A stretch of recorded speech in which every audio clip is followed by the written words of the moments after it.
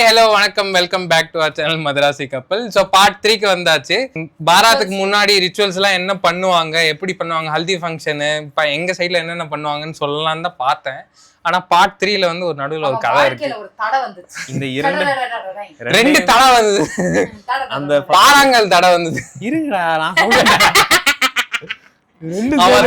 தடன்னு சொல்லிட்டு இருக்கேன். பாறாங்கல் மைக்கே இல்ல, சும்மா கத்திக்கிட்டே இருக்கு.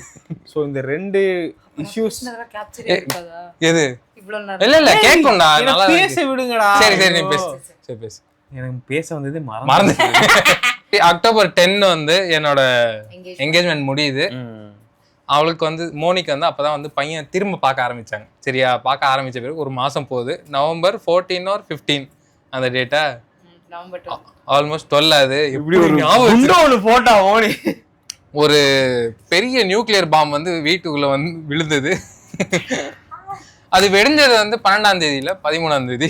ஸோ பேசிக்கலி அது ஒரு ஈவெண்ட். அது ஒரு ஈவெண்ட்னால இவனோட நிச்சயதார்த்தம் இரண்டுமே, கல்யாணமே ஆல்மோஸ்ட் ஸ்டாப் அப்படிங்கிற மாதிரி ஒரு கேன்சல் ஆயிருக்கு.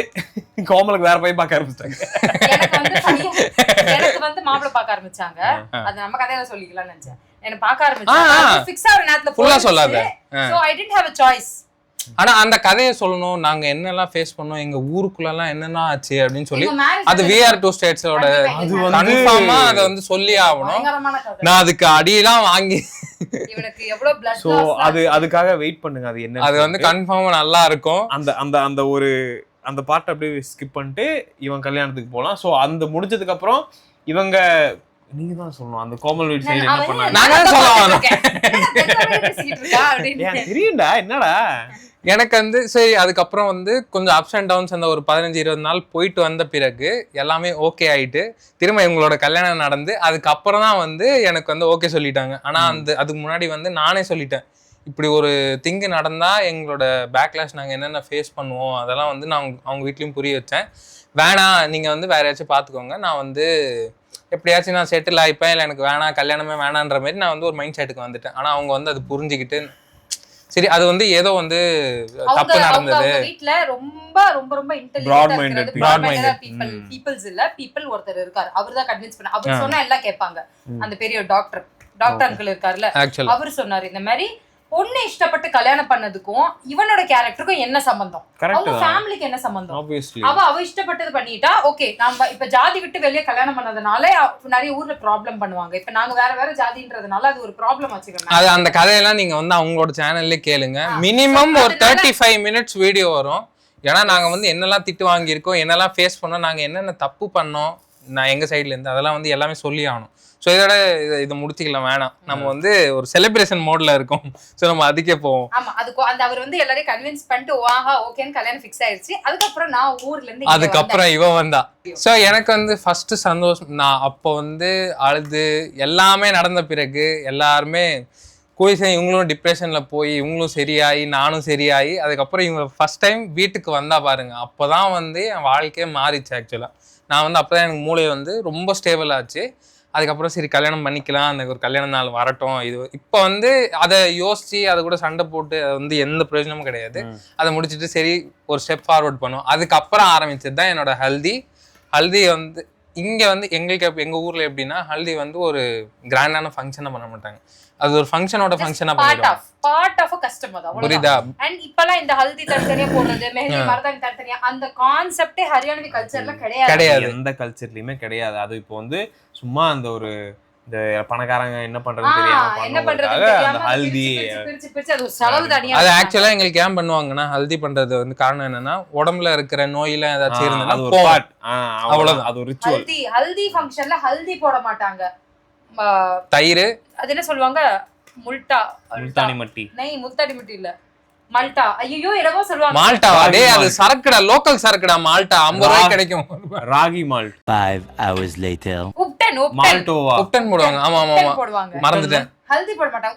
உப்டன் வந்து இந்த மாதிரி ஒரு சப்டைட்டில் ப்ளீஸ். அது ஒரு மாதிரி ஹல்தியும் இதெல்லாம் கலந்து ஒரு கல்லு மாதிரி இருக்கும், ஓகே பேஸ்ட் மாதிரி இருக்கும். தயிரெல்லாம் போட்டு அதெல்லாம் வந்து இம்யூனிட்டி வந்து பூஸ்ட் பண்ணும் சரியா. ஹல்தி போட்டா உடம்புல இருக்க நோயெல்லாம் போயிட்டு சரியா இருக்கும். ஒரு நியூ லைஃப்காக இதெல்லாம் பண்ணுவாங்க ஆக்சுவலா. அதனால தான் நம்ம போனை விட தூரமா இருக்கணும். மேக்கப் எல்லாமே பண்ணுவாங்க மேம்ஸ் அந்த டைம்ல.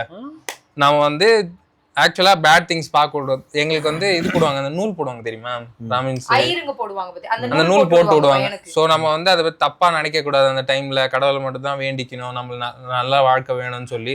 உச்சா போகும்போது கூட அது காதுல தான் போட்டு அதுக்கப்புறம் உச்சா போகணும். திரும்ப கை எல்லாமே பண்ணுவாங்க ஆக்சுவலா. அது பண்ணி முடிஞ்ச பிறகுதான் பிரம்மச்சாரிய ஃபாலோ பண்ணணும். மேரேஜ்க்கு முன்னாடி பிரம்மச்சாரிய ஃபாலோ பண்ணுவாங்க.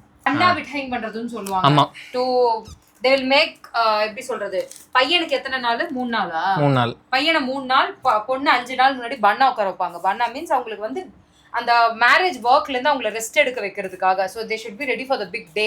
அந்த வேலை செஞ்சு டயர்ட்னஸும் இருக்க கூடாது, அந்த ஃப்ரெஷ்ஷா இருக்கணும்ன்றதுக்காக. சொல்ல போனா எல்லாமே ஃப்ரெஷ்ஷா இருக்கும். So they will not even lift a glass. அந்த பண்ண உட்கார வச்சிட்டாங்கன்னா எல்லாமே அவங்களுக்கு ஒரு ஆள் பண்ணுவாங்க.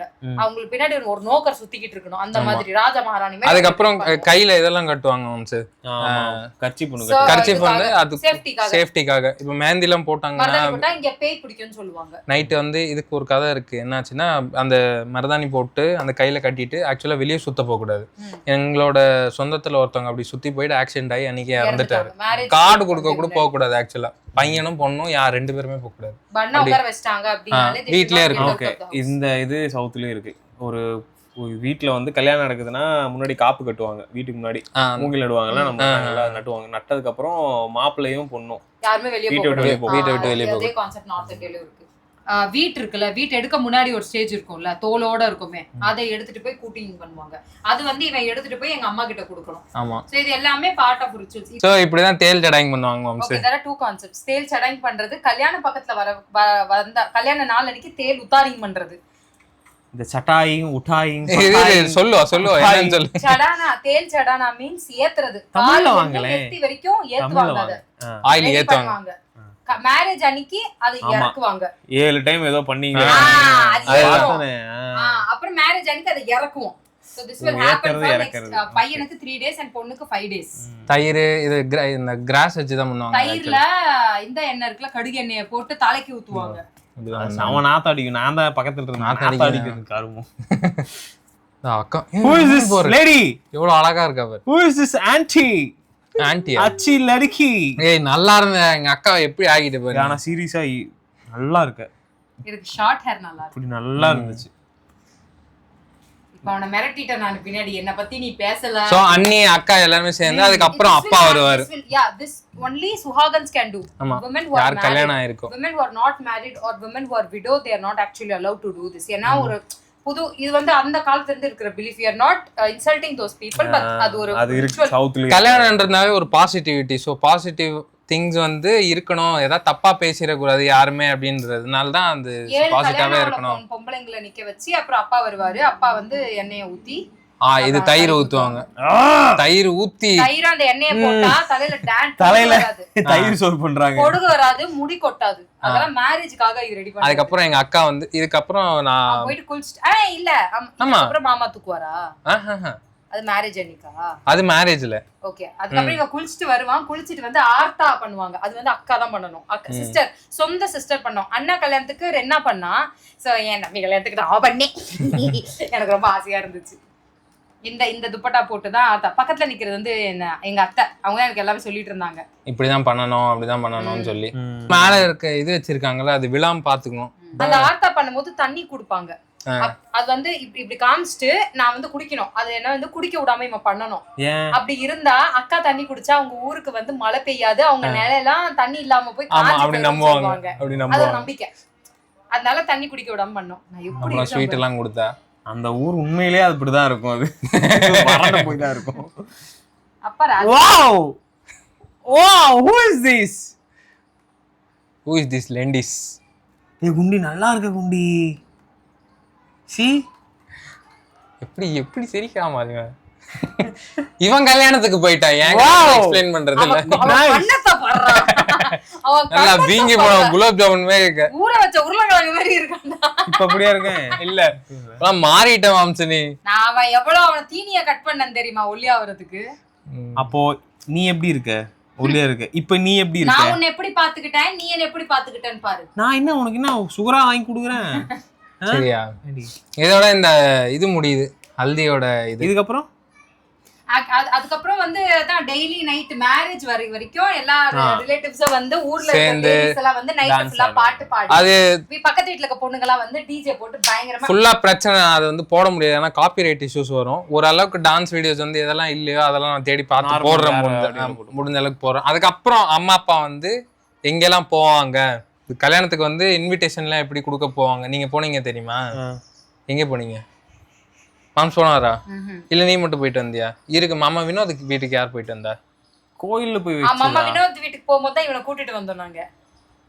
ஆமா நீங்க போனீங்களே மாம்ஸ், புல்புல் அவங்க வீட்டுக்கு போனோமே, இன்விடேஷன் கொடுக்க போனீங்க கல்யாணத்துக்கு. அதுக்கு தான் போணுமா?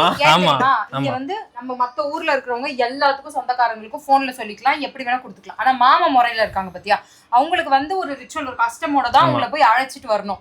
மாமா வாங்க என் பையனுக்கு முறையே செய்யுங்க. அடுத்தது அது வந்து அடுத்த பாட்டுல பாத்துக்கலாம். சோ இதோட இந்த வீடியோ இங்கே முடியுது. ஹல்தி இதெல்லாம் எக்ஸ்பிளனேஷன் இதெல்லாம் புதுசா இருக்கா? இதெல்லாம் புதுசா தான். சவுத் இந்தியா ஒரு வியூ கொடுத்தீங்க. எங்க இதுலயுமே ரிச்சுவல்ஸ் இருக்கு. இந்த நைட்டு கல்யாணத்துக்கு ஒரு வாரத்துக்கு முன்னாடி எல்லாம் அந்த மாப்பிள்ளைக்கு இதெல்லாம் பண்ணுவாங்க, எண்ணெய் தேய்ச்சி குளிப்பாட்டுறது அதெல்லாமே நடக்கும். எனக்கு பண்ணாங்களே, கல்யாணத்துக்கு முன்னாடி பண்ணாங்களே, கால் கழுவுறது அதெல்லாம் பண்ணாங்க. சோ அதெல்லாம் அந்த ரிச்சுவல் இருக்கு, ரிச்சுவல் எல்லாமே இருக்கு.